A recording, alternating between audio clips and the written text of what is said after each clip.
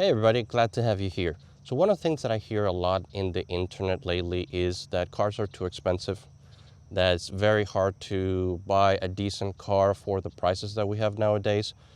Now I have one car that's actually going to solve that issue, and it's this Corolla right here.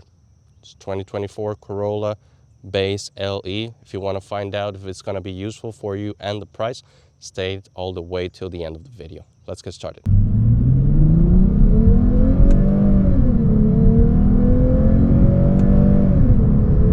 All right, so as you can see, this is, a compact sedan, but it looks pretty nice. I like the new look that Toyota did for new Corollas. This is the Corolla LE, so the very basic edition. You can see it has hubcaps, it doesn't have wheels. You can get this one in a different trim and get wheels and get, I think this is the Nightshade edition. It looks pretty neat. However, we're talking about a car that is affordable. I think this is one of the most affordable cars nowadays. And not only that, this is a Toyota. It's built like a tank. It has a 4-cylinder inline, naturally aspirated, no turbo. So that engine's going to last you a long time. It also comes with a CVT. I know not everybody likes CVTs, but Toyota has improved their CVT game a lot, and these are actually very durable. And sometimes it can actually be fun to drive. We're going to take it for a spin later on so you guys can see how it drives, how the cruise control works. But yeah, this is a very good car. And for 169 horsepower, it does perform well on the highway. Again, it's not sports car. We're talking about affordable car here.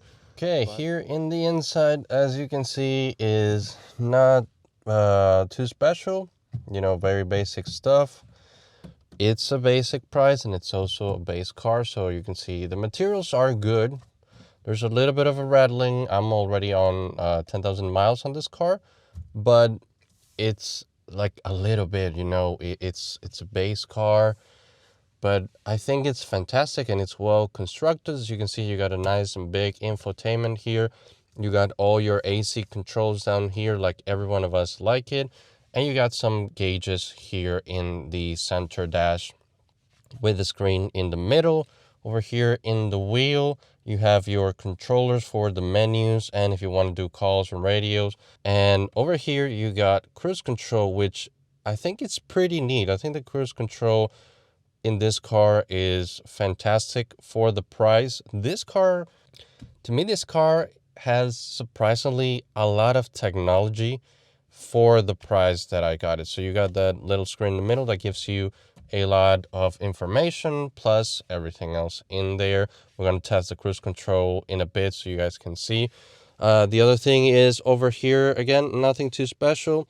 Park, reverse, neutral, and drive. The B is for like the low gears, although gears it's not the word because this has a CVT, but from the way that I've read, it's something that helps you when you're going downhill, so you don't have to be on the brake pedal all the time, that sort of stuff. So you can see nice 2 cup holders here. You got the whole button that I always like about Toyota, which lets you just keep the brakes on, especially when you're in a bumper traffic. It's pretty neat.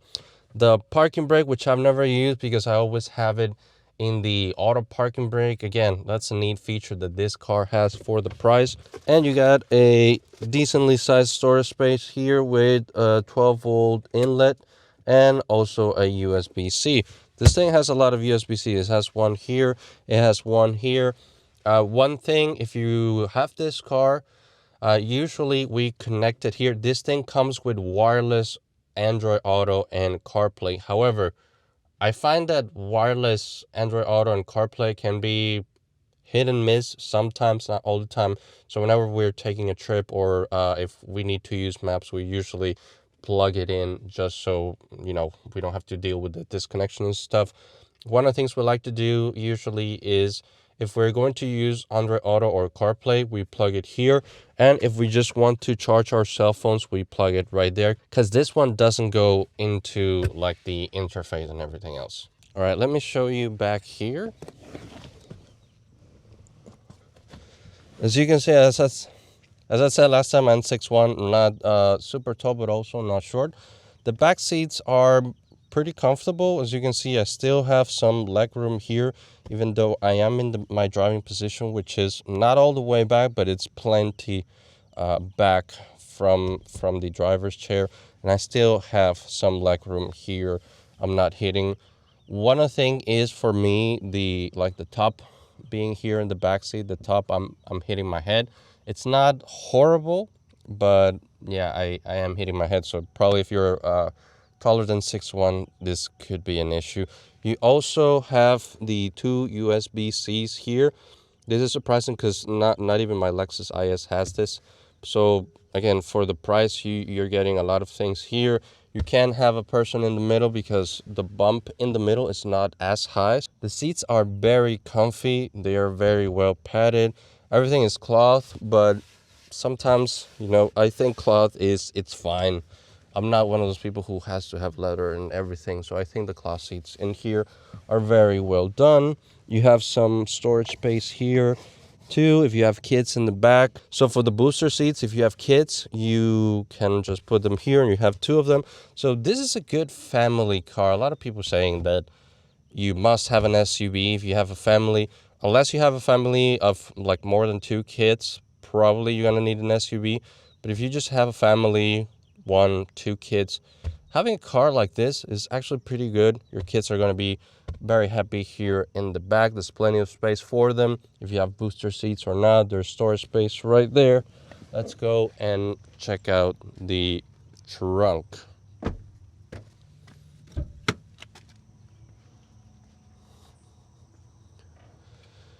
Very, very good space. Actually, I've been able to fit 2 suitcases from when my mom came to visit us, and she likes to have the biggest suitcases possible, and both of them fit here. So if you are traveling, again, if you have a family and you're traveling with kids and all that, you need space for your stuff, there's plenty of space right here.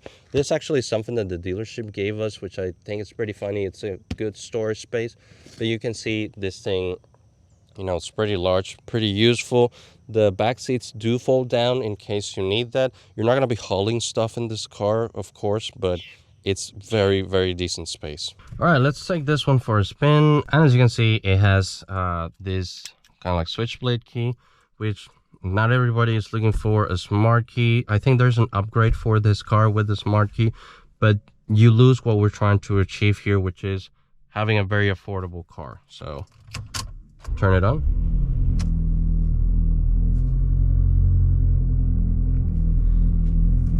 Decent sound. You can see the screen in the middle tells you a lot. We can scroll through it. It has the MPGs. This one, it says 35 MPGs combined. I've been able to get 47 miles per gallon sometimes. I have a little bit of a heavy foot. My wife has done even better than me, sometimes getting to 48. But you can get very high miles per gallon here. So you got this little nifty indicator. You also have your screen in the middle for when you're using maps. Part of your directions are displayed here. You got your audio here as well, trip information, and you got all your options here. You can see your lane trace assist, and then the pre-collision braking. The PDA, I don't like it because this actually slows you down during the curve and feels very weird. The RSA, where it snitches on you when it looks at signs on the road, and other vehicle settings. However, let's get into driving this thing. So I'm going to go back to, this is my favorite screen. And I'm gonna turn on the AC. The AC is pretty nice. It has this echo heat and cool. It does save a little bit on gas if you are using this. So I highly recommend if you're gonna get this car. I usually have it on all the time. There's no need for it not to be, because it reaches temperature pretty well even if this thing is on, and it does save you gas. All right, let's get going. I don't know if you heard that sound, but that was the sound of the electronic parking brake disengaging, because I have the electronic parking gauge to be automatic. You can actually turn the automatic on off, and having to pull the little tab all the time. However, it's a little bit uncomfortable and unnecessary, so I just have it on all the time. So let's get going.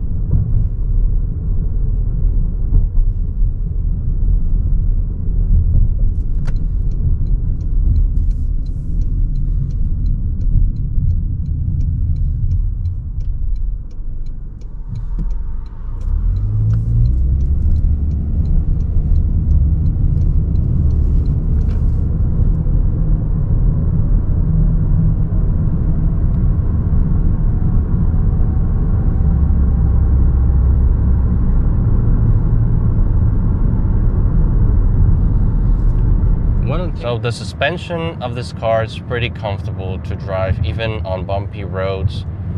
I feel very comfortable, no strain on my back. I've taken this car on some trips, like around 1 or 2 hours. I still feel fine. This actually used to be my daily before I got my IS350. All right, so we're testing the cruise control. As you can see, it's keeping me centered. I'm going at low speed, of course, to be safe. But you're gonna see that over there, it takes a curve actually pretty well. So it's almost like self-driving. And I say almost because it's not self-driving. I would not use this as a self-driving feature, but as you can see, I'm not pressing the brake pedal or anything, and it's braking for me. It recognizes that there's a car in the front, and if it doesn't come to stop all the way, it will just go on by itself. Now when there's a brake on the road, it can get a little bit confused, so you have to be mindful of that. Never not pay attention to the road. Always do it. Always pay attention to the road when using this. However, this thing, for the price, for $22,000, I think the technology in this thing is pretty amazing, because of the lane assist, because of the cruise control. Again, right now the car is pretty much driving itself. You can see that is veering towards the left. Now there's a little bit of a brake on the road, so I need to tell it to go straight, but it keeps straight pretty well, and it just keeps going. Now this car doesn't recognize that there's a light there, so I will have to brake when we reach the light. But so far, I think it does pretty well. And when we reach the light, let me actually go here. You're gonna see that it recognizes there is a car in front, and it brakes for me.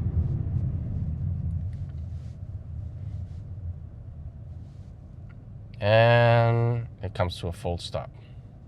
There you go. So when it comes to a full stop, you either press the accelerator or you press the plus button, and it will start the car going for you. As you can see here, it says waiting. And we're gonna press here, and it starts going by itself. Pretty neat. Now I need to take a turn here, so I'm going to turn it off, because when taking sharp turns, the cruise control is actually not as great. So anything that's a sharp turn here, like this one, it's a 90 degrees turn, I wouldn't leave it at cruise control, because that might be a little bit dangerous. But other than that, I think this car does pretty well. So it's just gonna keep going this way.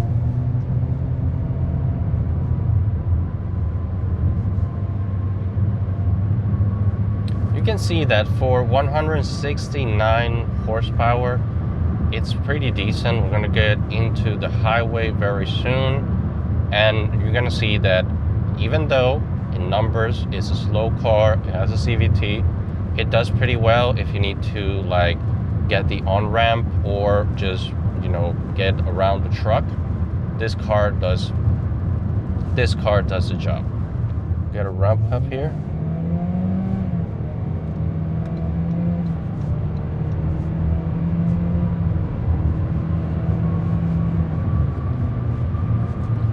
So you can see it's got decent power to get on the highway. A little bit drony because of the CVT, but it will do the job whenever you need to call it.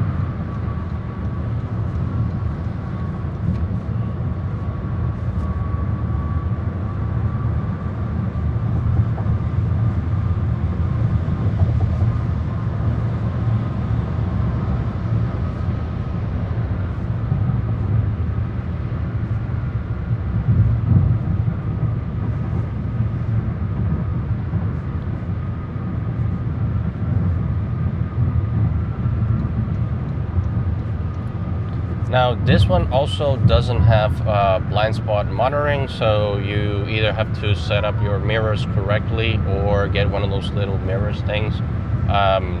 Been driving cars for a long time without blind spot monitoring, so I'm used to it. Actually in my IS I still have to look a little bit because I don't trust the monitors. So an important question that people may ask is, should you get this or get the hybrid? It depends on your budget. The hybrid is usually between 3 to 5,000 more than the base Corolla.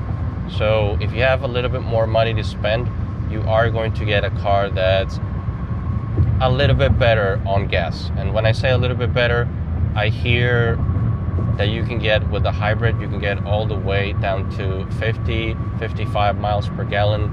On this one, again, I've been able to get to 47. So you make your math right there and calculate whether it's actually worth for you to spend that extra money to get the hybrid.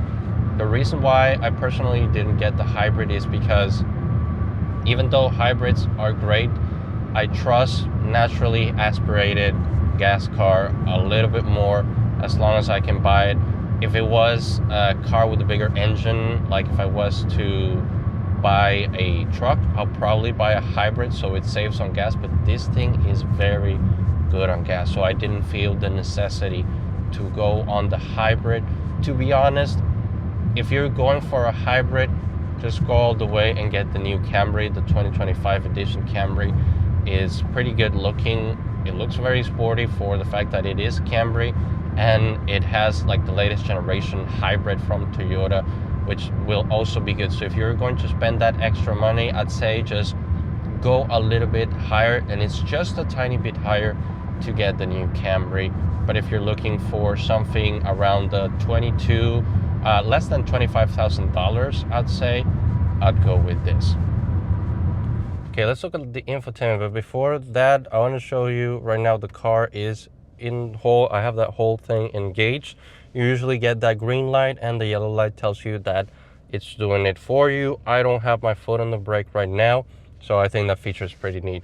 Now, when it comes to the infotainment, you can see that it has that navigation thing if you subscribe to it. I haven't subscribed to anything Toyota, but it does have the audio call and vehicle things. So you got vehicle alerts if you have any. You have trip information here where it tells you the MPGs, the range that your car has right now. You can clear the data. So I didn't subscribe to any of the Toyota thing, but if you connect to Android Auto or Apple CarPlay, this is all you need. You don't need anything else. Just connect it to your phone, then unplug it. If you want to use it wirelessly, leave it plugged in if you're like me and just want to use it with wires. But usually you don't need much else from infotainment. Even on my Lexus that has a lot more features, I usually just use Android Auto if I need maps or music or anything like that. All right, everybody, thank you so much for watching the video all the way till the end. I will have another video where I have more footage of me driving the car if you want to look at that, so you can make a decision whether you want to get this car or not. I still highly recommend it if you're on a budget and want a new car. Remember to subscribe and leave a like. It goes a long way for a channel as small as mine. Share the video around with anyone you think that might want this car, and I'll see you in the next one.